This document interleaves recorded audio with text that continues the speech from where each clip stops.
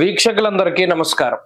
2025వ సంవత్సరం మే నెలలో ద్వాదశ రాశుల వారికి ఏ విధమైనటువంటి శుభాశుభ ఫలితాలు కలగబోతూ ఉన్నాయో తెలుసుకోవడానికి ముందు మే నెలలో ఉండేటువంటి ముఖ్యమైన గ్రహాల తాలూకు స్థితిగతులను గనక పరిశీలన చేస్తే మే నెల 7వ తారీఖున చాలా కాలంగా బుధుడు మీనరాశిలోనే సంచరిస్తూ ఉన్నారు.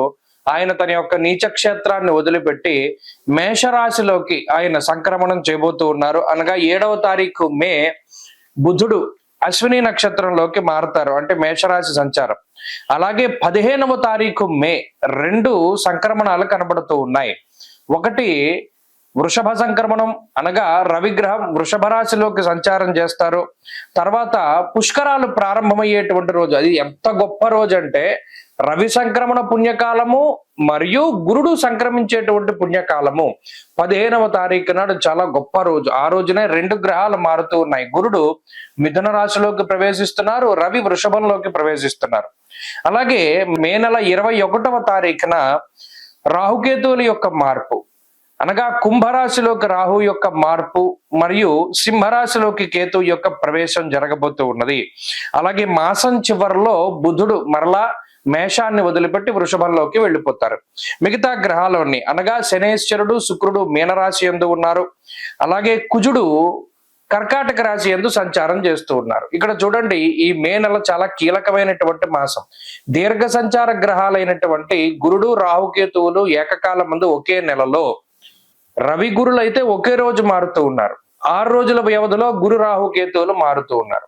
మరి ఈ గ్రహ సంపత్తిలో మే నెల అసలు ఏ విధంగా ఉండబోతూ ఉన్నది అనేటువంటి విషయాన్ని మనం తెలుసుకుందాం. మిథున రాశి వారికి మే నెలలో మిశ్రమమైనటువంటి ఫలితాలు గోచరిస్తూ ఉన్నాయి. ప్రత్యేకించి వ్యయగురునిగా సంచరిస్తూ ఉన్నటువంటి గురుగ్రహం ఈ మాసంలో జన్మగురుడిగా ఫలితాన్ని ఇస్తారు. లాభస్థాన స్థితి రవి కాస్త వ్యయస్థానంలోకి వెళతారు. అలాగే వ్యయంలో ఉన్నటువంటి రవికి 2వ స్థానంలో ఉన్నటువంటి కుజుని యొక్క స్థితి వల్ల పాపకర్తరి అనేటువంటిది మిథున రాశికి సంక్రమిస్తుంది.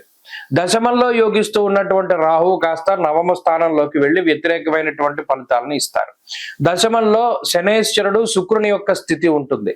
అంటే ఈ గ్రహ సంపత్తి మొత్తం మీద ఒక్క బుధుడు మినహాయించి మిగతా గ్రహాలన్నీ ప్రతికూలంగా ఉన్నటువంటి పరిస్థితి. గోచార వ్యాప్తంగా బుధుడు లేదా చంద్రుడు అనుకూలించడం అది పెద్ద విశేషమేం కాదు. దానివల్ల ఏదైనా స్వల్పమైనటువంటి, ఎందుకంటే బుధుడు చాలా చంచలమైనటువంటి గ్రహం, చంద్రపుత్ర అన్నారు. చంద్రుడు ఏ విధంగా అయితే 2.5 రోజులే ఉంటారు, బుధుడు కూడా ఆల్మోస్ట్ చాలా తక్కువ కాలం సంచరిస్తారు. ఆయన వెంటనే మారిపోతారు 20 రోజులకు ఒకసారి. కాబట్టి ఆయన ఇచ్చే ఫలితాల మీద ఆధారపడి ముందుకు వెళ్ళలేము. కాబట్టి మిథున రాశి వారు ఈ మే నెలలో గుర్తుపెట్టుకోవాల్సింది ఏంటి అంటే, గోచార పరంగా గ్రహాలన్నీ కూడా ప్రతికూలమైనటువంటి స్థానాల్లోనే ఉన్నాయి. మరి ఇటువంటప్పుడు ఏం చేయాలంటే, అంటే ఒక గ్రహం కూడా మనకి ఫేవర్ గా లేనప్పుడు ఏ విధంగా ముందుకెళ్తాం అంటే, ఇందులో కూడా కొన్ని ధర్మ సూక్ష్మాలు ఉన్నాయి. ఏమిటి? 15వ తారీఖు వరకు రవి బలం ఉన్నది. అంటే మాసంలో మే నెల 1వ తారీఖు నుండి 15 వరకు రవి లాభస్థాన స్థిత గ్రహంగానే ఉన్నారు. కాబట్టి లాభరవి యొక్క అనుకూలత ఉంటుంది ఒకటి. అయితే ఈ 15వ తారీఖు దాటాక మరలా ఇందాక చెప్పుకున్న పరిస్థితులే వస్తున్నాయి. ముఖ్యంగా చెప్పాలంటే ఆదిగతో ఫలదో రవి భౌమో. రవి 15 రోజులున్నా ఆయన ఇచ్చేటువంటి ఫలితం చాలా తక్కువ రోజులకే మనకి కన్ఫైన్ అయిపోయి ఉంటుంది. కాబట్టి ఒకటి దృష్టిలో పెట్టుకోవాలి. జాతకంలో దశాంతర్దశలు గనక యోగిస్తే మే నెలలో గోచారం ఇంత బాగా లేకపోయినా మిథున రాశి వారికి ముందుకెళ్ళిపోతుంది. ఒకవేళ జాతకంలో ఉన్నటువంటి దశాంతర్దశలు గనక బాగా లేకపోతే మాత్రం గోచారం పూర్తి స్థాయిలో ఫెయిల్ అయింది కాబట్టి ఇబ్బందులు పడతారు. ఇది ప్రధానంగా గుర్తుపెట్టుకోవాలి. అంటే ఏ విధమైనటువంటి సమస్యలు వస్తాయి? ప్రత్యేకించి పాపకర్తరి అన్నాం అంటే రవి కుజుల యొక్క ద్వాదశ, అంటే ఈ రాశికి ద్వితీయ స్థానంలో కుజుడు, ద్వాదశ స్థానంలో రవి. దీనివల్ల ఏమవుతుంది అంటే శారీరకమైనటువంటి ఒత్తిడి ఎక్కువగా ఉంటుంది. ప్రత్యేకించి స్వస్థాన నాశనం చేయవ బంధురోగో ధనక్షయం అన్నది శాస్త్రం.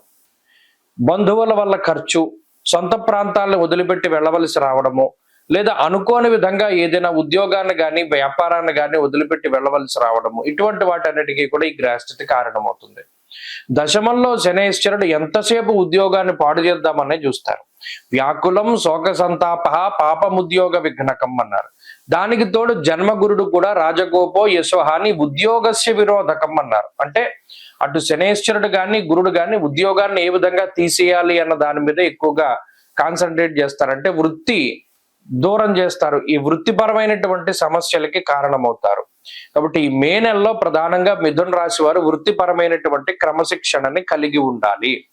వృత్తి పట్ల ఎక్కువగా డెడికేటెడ్ గా ఉండాలంటే ఎక్కువ సమయం వృత్తిలో కొనసాగుతూ ఉండాలి. రెండోది, అకారణంగా ఉద్యోగాన్ని వదిలిపెట్టడం కానీ లేదా చేతిలో ఇంకో ఆఫర్ లెటర్ లేకుండా ఉద్యోగాన్ని మానవేయడం కానీ ఇటువంటివి చేస్తే ఉద్యోగం దొరకడానికి చాలా కష్టం అవుతుంది. ఇంకో విషయం ఏంటంటే వ్యసనాల బారిన పడకుండా జాగ్రత్త పడాలి. ముఖ్యంగా వ్యసనపరులైనటువంటి స్నేహితులు మన దగ్గరికి చేరడానికి మన యొక్క ఆలోచనలను పాడు చేసి కొంత ఈజీగా డబ్బు సంపాదించుకుందాం లేదా పలానా దాంట్లో పెట్టుబడి పెడదాం, బెట్టింగ్లు, జోదము, స్పెక్యులేషన్ ఇటువంటి వాటిలోకి లాగేటువంటి ప్రయత్నం చేస్తారు.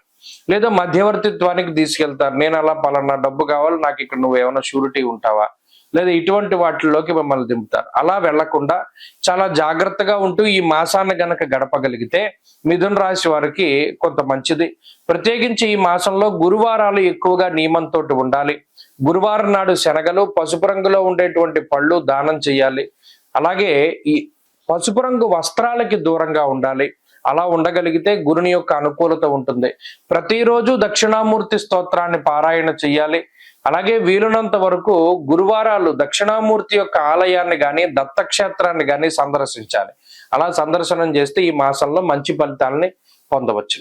మే నెల 15వ తారీఖున దేవగురువు అయినటువంటి బృహస్పతి ప్రస్తుత వృషభ రాశి సంచారాన్ని వదిలిపెట్టి మృగశిర నక్షత్రం 3వ పాదం మిథున రాశిలోకి అనగా మిథున సంక్రమణం ఆయన చేయబోతూ ఉన్నారు.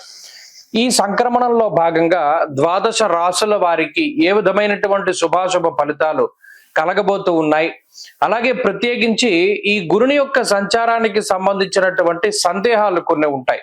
ఉదాహరణకి మిథున రాశిలో గురుని యొక్క సంచారం ప్రారంభమైనప్పుడు సరస్వతీ నదీ పుష్కరాలు అనేటువంటివి వస్తాయి. అలాగే ఈ గురుడు ప్రత్యేకించి ప్రతి సంవత్సరం గురుర్ ద్వాదశ మాసాన్ని త్రింసన్మ అసంశనేశ్చరః, గురువు 12 నెలల పాటు ఒక రాశి యందు సంచారం చేస్తారు జనరల్ గా. అయితే సంవత్సరంలో ఏమవుతుంది, కొన్ని సందర్భాల్లో అతిచార గతే జీవౌ, గురునకు అతిచారము అనేటువంటి ఒక అవస్థ ఉంటుంది. అలాగే వక్రత్వము అనేటువంటి మరొక అవస్థ కూడా ఉంటుంది. అంటే సాధారణంగా గురుడు ప్రతి సంవత్సరంలోనూ కూడా 2 రాశుల్లో సంచారాన్ని చేస్తారు. ఇదే గురువు ఒక సంవత్సర కాలంలో 3 రాశుల్లోకి ప్రవేశం చేస్తే అది అరిష్ట యోగంగా చెప్పబడింది జ్యోతిష్ శాస్త్ర రీత్యా. సాధారణంగా ఏమవుతుంది అంటే ఒక 9 నెలల పాటు రాశిలో ఉండి ముందు రాశిలోకి వెళ్ళి వక్రించి మళ్ళా వెనక్కి వస్తూ ఉంటారు. కానీ ఇక్కడ గురుని యొక్క ఫలితాలు చెప్పేటప్పుడు ఏం చెప్తాము, సంవత్సర కాలం పాటు ఈ ఫలితమే ఉంటుంది అని చెప్తాం. శ్రోతలు ఏం చేయాలి అంటే ఇప్పుడు మిథున రాశిలో గురుని యొక్క సంచారం వల్ల ద్వాదశ రాశులకి ఫలితాలు మనం చెప్తూ ఉన్నాం. మధ్యలో అక్టోబర్ నెలలో గురుడు పునర్వసు 4వ పాదంలోకి వెళతారంటే కర్కాటక రాశిలోకి వెళ్ళి మళ్ళా డిసెంబర్ నెలలో మిథున రాశిలోకి వస్తారంటే మరలా బ్యాక్ వస్తారు. ఆ 2 నెలలు మినహాయించి మిగతా 10 నెలలకి ఈ ఫలితం అనేటువంటిది అన్వయం అవుతుంది.